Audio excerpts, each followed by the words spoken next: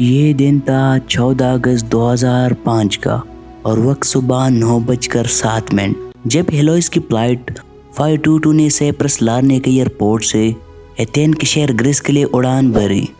جہاز میں اس وقت 115 مسافر، 6 کریو ممبر سمت 121 لوگ سوار تھے۔ جہاز کا کنٹرول ہینس مارٹن کے نام پائلٹ کے ہاتھ میں تھا۔ ان کے پاس ٹوٹل 16,900 فلائی ہارس کا ایکسپیرینس تھا اور ان کے ساتھ کو پائلٹ کے طور پر موجود پیمپس چیرلمبو جو اپنے پروفیشنل لائف میں تقریباً 7,549 ہارس تک پلے کر چکے تھے۔ رن وے سے ٹیک آف کرنے کے 5 منٹ بعد یعنی 9:12 پر جہاز 12,040 کی فٹ کی اونچائی پر پہنچ گیا۔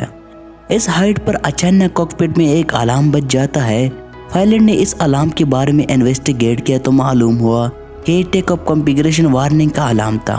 پائلٹ نے یہ الارم سن کر حیرت کا شدید جھٹکا اس لیے لگا کہ ٹکٹ کنفیگریشن وارننگ کا الارم اس وقت بج جاتا ہے جب جہاز ابھی گراؤنڈڈ میں ہوتے ہیں، لیکن 12,000 کی فٹ کی بلندی پر اس الارم کا بجنا پائلٹ کے سمجھنے سے دور تھا۔ چونکہ پائلٹ نے فوری طور پر کنٹرولر سے کانٹیکٹ کرنے کا فیصلہ کیا۔ جیسے وہ کنٹرولر کو ساری باتیں بتا رہے ہوتے ہیں اسی وقت کارپیٹ میں موجود سب الارم ایک ساتھ بج جاتے ہیں۔ جہاز کا یہ تمام الارم اتنی شدید قسم کی آوازیں دے رہے ہوتے ہیں کہ ٹی تک پائلٹ کی آواز ٹھیک طرح سے پہنچ نہیں رہتے تھے۔ اس کے ساتھ مصیبت کئی گنا زیادہ بڑھ گئی۔ جب پائلٹ کا میٹر وارم الارم بجنے لگا، اس کا مطلب یہ تھا کہ پلین کے بہت سارے سسٹم اور ہیٹڈ ہو چکے ہیں۔ جہاں جہاں اس کی کارپیٹ میں پریشانی کا یہ علم طاری تھا تو وہی پیسنجر کیبن میں بھی افراتفری مچ گئی، کیونکہ مسافروں کو سانس لینے میں خاص مشکل کا سامنا پڑ رہا تھا۔ کرو ممبر اگر گوشت کو پرسکون رکھنے کی کوشش تو کر رہے تھے لیکن تمام کوششیں ناکام ثابت ہو رہی تھی۔ فلائٹ کے کیبن میں آکسیجن کے لیول کم ہو جانے پر مسافروں کے سامنے آکسیجن ماسک آٹومیٹکلی ہی لٹک پڑے اور اس وقت جہاز 18,000 فٹ اونچائی پر پرواز کر رہا تھا۔ دونوں پائلٹ ATC کے ساتھ پرابلم شیئر کرنے کی کوشش تو کر رہے تھے مگر ایک ٹرپ کے کنٹرولر کے اس کی آواز سنا ہی نہیں دے رہے تھے۔ چند ہی لمحوں کے بعد جب جہاز کا رابطہ ATC سے مکمل طور پر ختم ہو گیا، اس کے بعد کنٹرولر فلائٹ سے کانٹیکٹ کرنے کی کوشش کر رہے تھے لیکن انہیں اس فلائٹ کا کوئی سراغ نہیں مل رہا تھا۔ دوسری جانب جہاز اوپر کی جانب اڑتا جا رہا تھا۔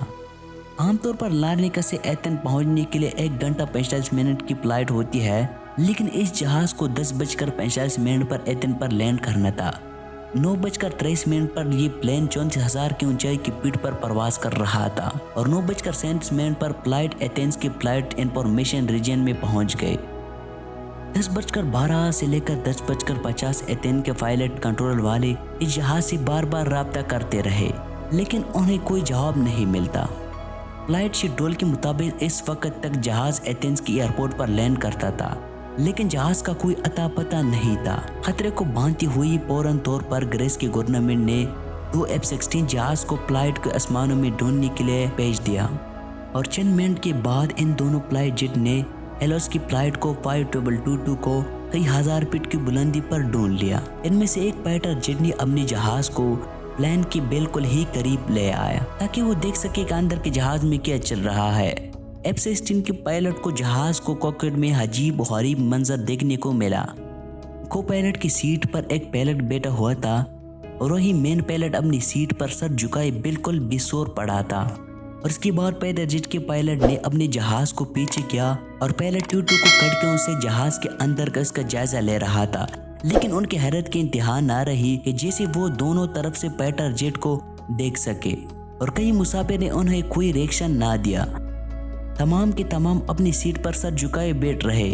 کچھ دیر بعد فائٹر جیٹ کے پائلٹ نے دیکھا کہ ایک شخص کیبن سے نکل کر پلین کے کاکپٹ کی جانب جا رہا ہے اور کچھ دیر بعد وہ مین پائلٹ کی سیٹ پر بیٹھ گیا اور اس شخص کو کاکپٹ کی سیٹ پر دیکھ کر فائٹر جیٹ کے پائلٹ نے ہاتھ ہلاتے رہتے تھے۔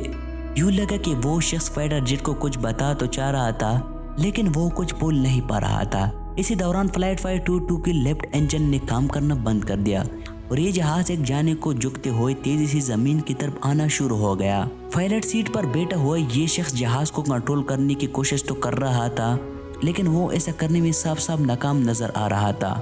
12 بجے جہاز کا رائٹ انجن نے بھی کام کرنا چھوڑ دیا اب اس جہاز پر کنٹرول مکمل طور پر ختم ہو چکا تھا اور پھر 12:04 پر ایتھین کے تقریباً 40 کلومیٹر دور یہ جہاز پہاڑوں میں گر کر کریش ہو گیا۔ اس حادثے میں جہاز میں موجود 121 لوگوں کی ڈیتھ ہو گئی۔ اب ذرا اس فائٹر جیٹ کی حالت چیک کیجئے کہ جن کے سامنے وہ جہاز تباہ ہونے کے لیے جا رہا تھا اور وہ صرف ایک تماشائی بن کر اسے دیکھ تو سکتے تھے، لیکن ان 121 لوگوں کو بچانے کے لیے کچھ بھی نہیں کر سکتے تھے۔ اس کے بعد فلائٹ 22 کی خبر لوگوں کے ساتھ شیئر کرتے گئی۔ فوری طور پر ریسکیو آپریشن لانچ کیا گیا اور 121 لوگوں کے ڈیڈ باڈی ایک ایک کر کے وہاں سے ڈھونڈ نکالی گئی۔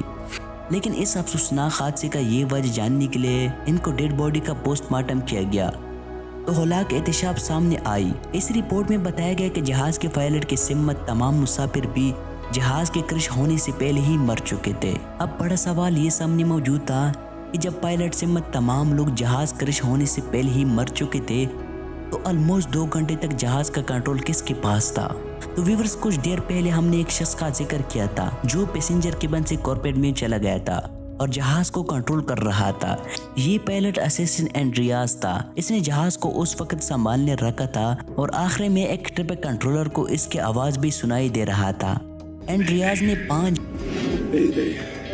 بار میڈیا کال کر کے ان سے مدد کرنے کی درخواست کی تھی۔ اینڈریاس کے ساتھ جہاز اڑانے کی ابتدائی ٹریننگ تو موجود تھی، لیکن ان کے ساتھ اتنا ایکسپیرینس نہیں تھا کہ وہ بوئنگ 737 جیسے بڑی جہاز کو کنٹرول کر سکے۔ لیکن وہ پھر بھی فلائٹ 522 کو آبادی سے دور لے جانے میں کامیاب رہے۔ لیکن اس جہاز کو کرش ہونے کی وجہ جاننے کے لیے انویسٹیگیشن ٹیم نے کام کرنا شروع کیا۔ تو سب سے پہلے یہ سمجھ گیا کہ جہاز کے انجن کام کرنا چھوڑ چکے تھے اور اس کی وجہ سے یہ جہاز تباہ ہو گیا۔ لیکن اندر بیٹھے ہوئے لوگ تو جہاز کرش ہونے سے پہلے ہی مر چکے تھے۔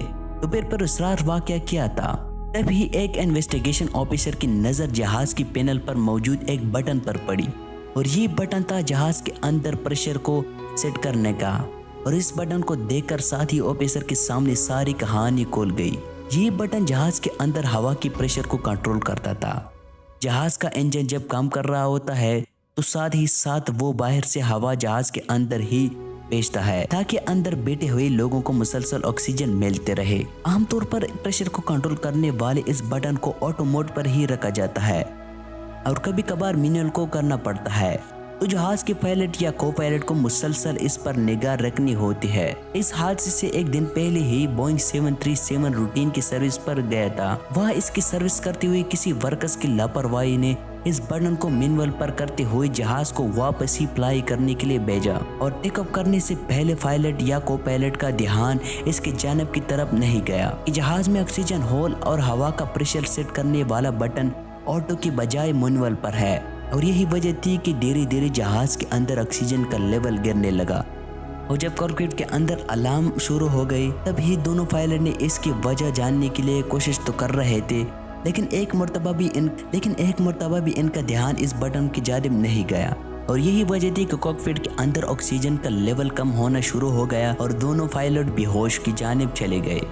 پیسنجر کیبل میں تو آکسیجن ہول کم ہونے سے آٹومیٹک ماسک سامنے آ جاتی ہے، لیکن کاکپٹ میں ماسک نیچے نہیں گرتی۔ یہی وجہ تھی کہ آکسیجن نہ مل پانے پر دونوں پائلٹ بے ہوش ہو گئے اور جہاز اب آٹو پائلٹ موڈ پر ایٹنس کی جانب بڑھ رہا تھا۔ اس میں موجود تمام لوگ مر چکے تھے سوائے ایک شخص کی، یہ اینڈریاس تھا۔ اب یہ جاننا چاہیے کہ یہ شخص اتنی دیر تک کیسے رہا۔ آپ کو بتائے کہ اینڈریاس اسکوا ڈرائیور بھی تھے اور سمندر کی تہہ میں جاننے والے اسکوا ڈرائیور اپنی سانس کو لمبی عرصے تک روکنے کی مہارت رکھتے ہیں، اور اس لیے وہ پورے کے ساتھ جہاز کو کنٹرول کرنے کی ایفرٹ کرتے رہے۔ اس پلین کو کرش کے کئی مہینے کے بعد بلا آخر ڈیٹیل رپورٹ جاری کی گئی۔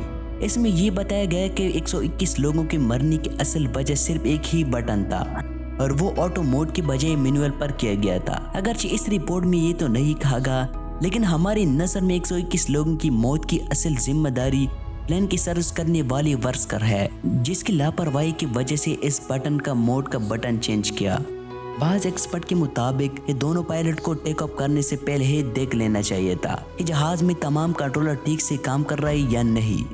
تو کمنٹ میں آپ ضرور بتائیے کہ آپ کے نظر میں اصل قصوروار کون تھا۔ इस बोइंग 737 के 2 बटन चेक करने वाले वो वर्कर्स या जहाज के दोनों पायलट या जहाज के अंदर तमाम लोगों की किस्मत में ही ये लिखा हुआ था। इस सवाल के साथ आपको छोड़ जाते हैं और इसका जवाब का इंतजार रहेगा। तो नाज़रीन, आज का टॉपिक यही तक थी। उम्मीद करता हूँ आपको पसंद आया होगा। अगर पसंद आए तो चैनल को सब्सक्राइब करें, वीडियो को लाइक करें। उम्मीद करता हूँ कि आपको इस तरह की अच्छी नॉलेज मिलती रही। तो चलिए मिलते हैं न्यू वीडियो के साथ। वस्सलाम।